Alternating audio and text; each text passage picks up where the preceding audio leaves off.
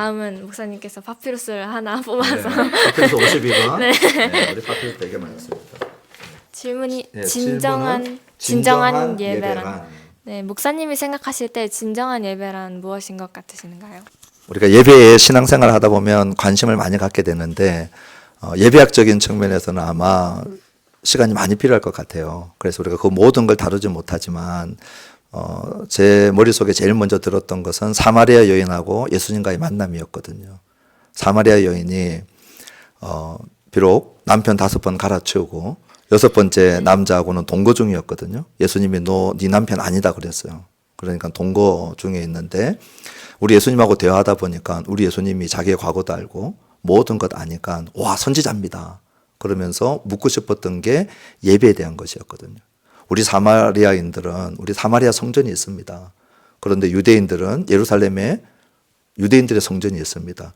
어디서 예배하는 것이 맞습니까? 라고 하는 이 예배란 이 질문을 던졌거든요.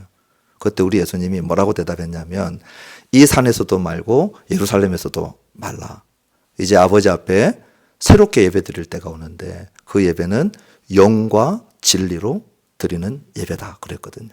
우리 옛날 성경에는 신령과 진정으로 이래가지고 이걸 우리 막 신령과 진심을 다해서 드리는 예배 이렇게 이해를 많이 했는데 그 원어적인 뜻은 성령과 진리로라고 하는 뜻이에요.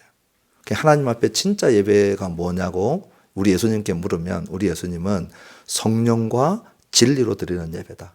그런데 이 진리는 예수님을 얘기하는 거거든요. 그러니 예배는 하나님을 예배하는 것인데 하나님을 예배하려면 하나님 앞에 나가야 되는데 예수님 없이 하나님 앞에 나갈 수 있는 예배자는 아무도 없어요. 그래서 예수님의 보혈로 우리를 덮어주시고 씻어주십시오. 그리고 성령님께서 예수님께서 이루신 것을 나에게 적용시켜 주셔서 그렇게 하나님 앞에 예배하고 하나님은 영이시잖아요. 그러니 성령을 의지하여서 영이신 하나님 앞에 예배할 때 우리는 가장 진정한 예배를 드리게 된다. 이렇게 되면 어떤 건물 또는 어떤 형식의 이런 질문들이 2차, 3차적인 질문들로 뒤로 물러가게 된다. 그래서 본질을 영과 진리로 드리는 예배다. 이렇게 말씀을 드리고 싶고 그러면 천주교식인 또는 다른 종교에서 가지고 있는 수많은 의식들이 있잖아요. 천주교에서는 미사를 하고 떡과 포도주를 나누고 이런 것이 예배의 되게 본질인데 그런데 예수님이 그런 본질보다도 더 본질, 신령과 진정, 성령과 예수 그리스도 진리로 예배드리라. 한 가지 더 덧붙이고 싶은 것은 개인 예배와 공적인 예배들을 좀 분별했으면 좋겠다 생각이 들어요. 우리가 내 방에서 혼자 하나님 앞에 개인 예배할 수 있잖아요. 그렇지만 신약 성경과 우리 성경은 신구약 성경은 회중 예배들을 반드시 강조하고 있죠. 내가 이스라엘 백성이라면 성전에 나가서 회중 예배를 드리고 또 레위인들을 중심으로 제사장들과 함께 어느 곳에 있든지 예배드리게 돼 있거든요. 우리 신약 성경이 이걸 절대 무시하지 않고 우리 십자가 세워져 있는 빌딩이 아니래도 우리 신약 성경 보면 다 가정집에서 예배드리기 시작했단 말이죠. 성전이 있을 때는 성전에서도 예배드렸지만 AD 70년에 성전 무너지고 가정에서 예배드렸는데 그때 가정에서 모일 때라도 함께 모여서 예배드렸어요. 그래서 고린도서에 보면 성찬을 할 때 기다려줘라. 주인하고 종이 같이 막 예배드리는데 종들이 늦게 오잖아요. 그러니까 성찬식에 주인들이 먼저 막 먹어버렸거든요. 바울이 그렇게 하지 마. 늦게 온 사람들 기다려서 같이 먹어. 이거는 뭐냐면 항상 회중 예배를 드리고 있었다는 거예요. 그래서 우리 친구들이 예배할 때 나는 개인 예배 드렸고 혼자 예배 드렸으니까 주일 예배, 공예배 꼭 나가도 돼요. 성경에 보면 모여서 드리는 예배가 우리들에게 있어서 더 1차적인 예배다라고 하는 것들을 알고 우리가 두세 사람이 함께 모일 때 하나님이 임재하시는 모여서 드리는 회중 예배도 귀하게 여겼으면 좋겠습니다.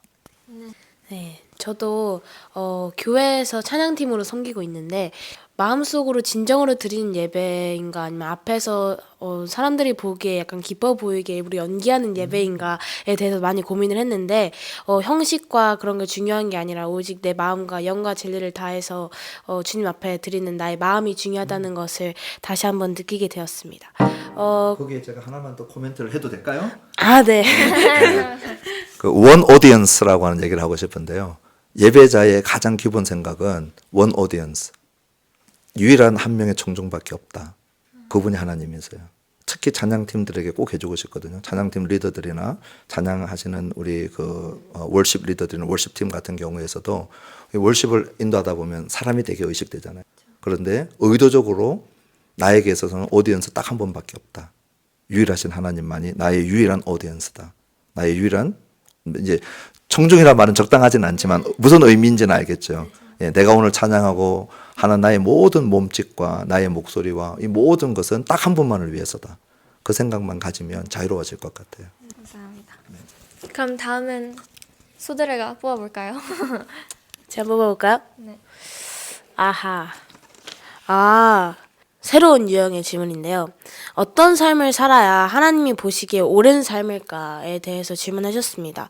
약간은 추상적일 수도 있겠지만 그래도 기독교인이라면 세상과 어떻게 분별되어서 살아가야 되는가, 그리고 어떤 삶이 또 옳은 것인가에 대해서 또 질문을 해주신 것 같습니다. 목사님 답변해 주세요. 와, 이거 되게 추상적인 질문이고 엄청 길게 할 수도 있는데 제 머릿속에 있었던 건 뭐냐면, 이제 제가 생각할 때 이 질문의 핵심은 이 친구가 옳은 삶을 살고 싶다. 근데 어떻게 하면 옳은 삶을 살까? 나는 지금 80점에서 90점, 90점에서 100점 이런 것을 향하여 나아가고 싶다. 이런 의도가 있다고 좀 생각을 했었거든요. 100점짜리 인생을, 신앙생활을 하려고 하지 말고 100점짜리 하나님을 좋아해라. 그렇게 얘기하고 싶어요. 예. 우리가 이 완벽주의적인 굴레 안에 나를 집어넣고 하나님 앞에서 옳은 삶을 살아볼까라고 하는 이 강박에 들어가기보다는 나는 100점짜리가 되지 않는 인생을 비록 살아도 우리 하나님은 100점짜리 하나님이시기 때문에 그 100점짜리 하나님을 내가 즐거워하고 좋아하고 그런 방향을 좀 바꾸면, 기뻐하고 즐거워하면 나의 삶이 하나님 보시기에 기뻐하시고 또 하나님 보실 때 참 옳은 삶을 살고 있는 삶으로 바뀌어져 갈 것이다. 그렇게 생각을 합니다. 네. 100점이 되려고 하기보다 100점짜리 하나님을 100점짜리 예수님을 닮고 좋아하는 삶을 살라고 말씀해 주셨는데 이 말이 되게 두고두고 생각나면서 하나님께 기도드릴 때마다 생각나고 힘들 때마다 좀 제 힘으로 해결하려고 할 때마다 생각이 날 것 같네요. 네, 다음은 제가 뽑아보겠습니다. 질문에 말씀이 있네요. 로마서 1장 7절. 하나님의 사랑하심을 받고 성도로 부르심을 받은 모든 자에게 하나님 우리 아버지와 주 예수 그리스도로부터 은혜와 평강이 있기를 원하노라. 네, 질문은 우리는 하나님 나라에 기초한 공동체인데 자꾸만 이 사실을 까먹고 사람들을 자기도 모르게 이제 소외시킬 때가 많아진다고 하네요. 이럴 때는 어떻게 하면 좋을까요? 공동체 안에서 소외는 항상 일어나거든요. 왜냐하면 완성된 하나님의 나라에 도달했을 때는 아무도 소외당하지 않아요. 그런데 이 땅에서 내가 예수님을 비록 믿었지만 그리고 믿는 공동체 안에 내가 들어갔다 할지라도 여전히 불완전하고 또 죄성에 남아있는 우리들이 그러한 이 소외를 시키는 이런 이 악한 그러한 기질들이 여전히 남아있기 때문에 이런 일들이 일어나고 있는데, 이제 소외를 시키거나 또 소외당하는 그런 괴로움들이 묻어 있는 것 같고, 이것은 우리 공동체가 다 같이 노력하고 애쓰는 이런 일들을 좀 생각을 하면서 봤으면 좋겠고요. 아까 우리 예배에 대해서 제가 공동체적 예배에 대한 이 부분들을 강조를 했는데, 예수 믿는 순간 우리는 그리스도 안에 속하면서 동시에 자동적으로 공동체 안에 속하거든요. 그런데 이것이 개인주의화 되어진 이 사회 풍조들 때문에 나는 예수님 in Christ는 하고 싶은데 그리스도 안에 이 함께 공동체적으로 존재한다는 것은 잊어버리고 싶어 하는 거죠. 그래서 예수님 믿는다라고 하는 이 시작 자체가 공동체를 떠나서는 생각할 수 없고, 우리의 믿음의 대상인 하나님마저도 삶 위로 존재하시는 한 분 하나님이시거든요. 성부, 성자, 성령도 어떤 의미에서는 공동체적으로 존재하시고, 그 하나님을 믿는 우리는 본질상 공동체적인 속성을 갖게 되거든요. 근데 오늘 사실 우리 슈퍼맨 부기장 선생님하고도 우리 나눔할 때 제가 새로운 걸 또 배웠거든요. 공동체 안에 있으면서 얼마나 좋은지 몰라요. 요한복음 15장에 포도나무 비유를 얘기하시면서 가지가 있고 이 포도나무가 있고 가지가 있는데 포도나무 가지는 길게 옆으로 뻗쳐져 가면서 서로 꼬여서 서로가 서로를 지탱해서 열매를 받쳐주고 길러준다. 그런 얘기를 했어요. 그래서 제가 너무 감사합니다. 이 공동체성에서 우리가 서로가 필요로 한다는 것을 너무 잘 보여줬는데 우리 예수님이 여러 비유들 중에 몸의 비유를 말씀하시거든요. 머리는 예수님이시고 너희들은 각 지체다. 우리가 알다시피 눈, 코, 귀, 얼굴에 붙어 있는 이런 이 지체들도 중요하지만 우리 발가락 하나 다치면 얼마나 전체가 힘든지 모르죠. 그래서 우리가 공동체로 함께 있는 것이 어느 누구도 하찮은 존재나 열등한 존재나 소외당할 존재는 아무도 없다. 이것을 예수 믿는 순간 공동체적 존재로 존재한다는 것을 꼭 알았으면 좋겠고, 하나 더 얘기하고 싶은 것은 하나님의 형상으로 지음받았다는 사실을 꼭 기억했으면 좋겠어요. 하나님의 형상으로 지음받은 우리는 예수님 믿고 이 하나님의 형상이 회복되어진 자들인데, 그것은 초신자든 누구든 우리 공동체의 모든 신자든 비신자든 심지어는 하나님의 형상으로 지음받았거든요. 근데 이거 기억해야 될 게 뭐냐면, 창세기에 나와 있는 하나님의 형상은 고대 근동 모세 시대 때는 왕을 일컫는 단어였어요. 왕을 일컬어서 당신은 하나님의 형상이다 그랬거든요. 그런데 우리 성경은 뭐라고 얘기하냐면 모든 사람들이 다 하나님의 형상으로 지음받았다. 그러면 다른 말로 하면 모든 사람들은 존귀한 왕과 같은 존재들이다. 그래서 사람으로 존재하는 한 얼마나 존귀한가.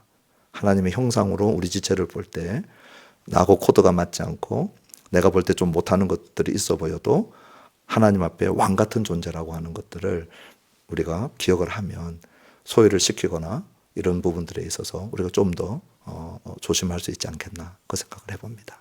네, 감사합니다. 저희가 항상 들었던 말 중에 익숙한 말이죠. 모든 사람들이 하나님의 형상대로 지음받은 피조물이다. 저희가 이것을 잊고 살았던 것 같아요. 저희가 항상 공적인 예배를 드리고 교회에서만 예배를 드린다는 생각 때문에 삶에서 예배를 드려야 된다는, 그리고 공동체 안에서 저희가 예배를 드리는 삶을 살아가야 된다는 것을 저희가 잊고 살았던 것 같은데, 목사님의 답변으로 저희가 다시 한번 생각할 수 있는 기회를 주셔서 감사드리고, 다음 질문은 목사님이 한번 뽑아주셨으면 좋겠습니다. 하나님은 완전하신 신이신데 왜 한계가 있는 것처럼 느껴지는 것일까요? 하나님은 모두가 구원받기를 원하시고 그리하실 능력도 있으실 텐데 왜 절대 다수가 지옥에 가는 상황이 되었나요? 올 것이 온 것 같아요. 힘든 질문이에요. 그런데 이 질문에는 뿌리가 있어요. 그 뿌리가 뭐냐면 하나님의 선하심과 하나님의 전능하심이 전제예요. 우리가 알고 있는 하나님은 선하시잖아요. 우리가 알고 있는 하나님은 전능하시잖아요. 그런데 왜 지옥 가는 사람이 생기고 하나님이 왜 저 사람들을 안 구해내시나? 하나님은 선하신데 능력도 있는데. 그래서 모든 이런 종류의 질문의 뿌리는 우리 하나님의 선하심과 하나님의 전능하심 때문에 발생하는 질문들이에요. 예. 그래서 이 질문이 쉽지는 않고 되게 어려운 질문들인데, 먼저 하나님에게는 전능하시기 때문에 한계는 없어요. 그런데 한계가 있는 것처럼 느껴지는 이유는 뭐냐면 반대해서 한번 생각을 해볼 필요가 있어요. 하나님 쪽에서만 생각하지 말고 우리 사람 쪽에서도 한번 생각해 보면 좋겠거든요. 하나님은 다 들으실 수 있지만 하나님은 죄인들의 기도들, 특히 죄가 하나님과 우리 사이를 갈라놓는 역할들을 하거든요. 이건 하나님의 전능하심과 상관없이 우리 하나님의 속성상 죄는 우리와 하나님을 분리시켜 버리죠. 그랬을 때 죄인의 입장에서 볼 때는 하나님 뭐 못하시는 일이 있어 보이는데요? 이런 질문들을 할 수 있는 것이지만 하나님의 속성상 죄를 끌어안을 수는 없거든요. 그래서 죄는 다루어져야 하고 다루어지기 전에는 전능하신 하나님이라도 죄를 가까이 하지는 않거든요. 그래서 하나님의 한계라기보다는 오늘 우리가 생각해 봐야 될 그러한 우리 쪽에서 봐야 될 내용들이 있다. 그렇게 생각을 하면 좋겠고요. 똑같이 이 현악기를 한번 생각을 해봤으면 좋겠어요. 현악기에 보면 양쪽이 다 붙들고 있어야 악기 소리가 나죠. 한쪽만 놓아도 쭉 늘어져서 소리가 절대 그 음이 안 나요. 그래서 이런 질문들을 할 때 우리가 볼 때는 하나님이 전능하신데 왜 지옥 가는 사람이 생겼냐 하지만 반대쪽 인간의 책임이라고 하는 부분들이 같이 있어요. 하나님은 전능하신 주권자로 다 할 수 있지만 하나님의 속성 안에 하나님이 우리에게 부르시고 초청할 때 우리의 인격적인 반응과 책임은 우리에게도 남아있다는 사실을 우리가 기억해야 되거든요. 그러면 우리가 책임을 다하지 않고 반응을 하지 않았을 때 그때 그 죄에 대한 모든 문제에 최종적인 책임은 그 반응하지 않은 자에게 하나님은 항상 물으시거든요. 그래서 성경은 이 긴장을 놓쳐본 적이 없어요. 이것을 저는 이제 비브리컬 텐션, 성경적 긴장이다 그렇게 부르고 싶거든요. 그래서 우리가 어떤 음악회 가도 좋은 악기, 현악기 소리 듣고 싶으면 이 긴장이 잘 돼 있는 악기에 음을 쳐야 그 소리가 나잖아요. 그래서 성경도 이 긴장 속에서 연주되어지거든요. 그런데 우리 입장에서는 한쪽을 하나님의 주권으로 다 할 수 있잖아요. 여기만 강조하면 한쪽이 너무 과부하가 걸린 상태가 되어져서 하나님의 연주를 들을 수가 없어요. 그래서 하나님의 주권과 우리 인간의 책임이 있다 하는 것까지 같이 성경은 이 두 개를 항상 긴장 관계에서 이끌어가고 있다. 그래서 우리의 책임적인 요소들을 인격적인 책임이 있다는 것들을 알면 좋겠다 생각을 합니다. 네, 하나님의 주권과 네, 인간의 책임에 대해서 균형을 잘 말씀해 주신 것 같습니다.